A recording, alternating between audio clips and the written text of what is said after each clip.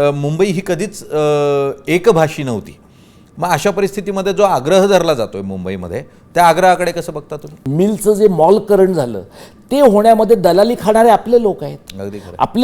आपले भाषक लोक आहेत, स्वतःला मराठीवादी म्हणवणारे लोक आहेत. आता अशा परिस्थितीत मराठी माणसांची संख्या असं धरूया आपण 51% कमी आहे.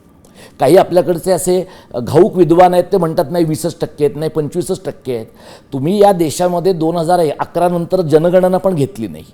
तुम्हाला 14 वर्ष जनगणना घ्यायला लागतात आणि तुम्ही एखाद्या समाजाची आकडेवारी काय आहे हे सांगता, तर त्या प्रकारचा आगाऊपणा कोणीच करता कामा नये. म्हणजे जे देशाचे मालक आहेत आत्ताचे, त्यांच्या स्वतःच्या राज्यात जर लोकांना एवढं कम्फर्टेबल वाटत नाही, तर मुंबई एवढी कम्फर्टेबल तुम्हाला वाटते, याच्यात मराठी माणसाचं काहीतरी योगदान असेल की नाही.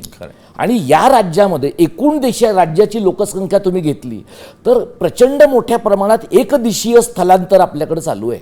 स्थलांतरित येतात, स्थलांतरितांमुळे जगही बदलतं. पण महाराष्ट्रावर कोणत्या स्थलांतरितांचा पहिला अधिकार आहे? विदर्भ, मराठवाडा, पश्चिम महाराष्ट्र, खानदेश आणि कोकणातनं जे लोक मुंबईतल्या शहरांमध्ये पोटं भरायला येतात त्यांचा पहिला अधिकार आहे. तुमचं जर एवढंच तुमच्या राज्यावर प्रेम आहे, तुम्हाला मराठीची सक्ती होते असं वाटतं, नका येऊ ना महाराष्ट्रात.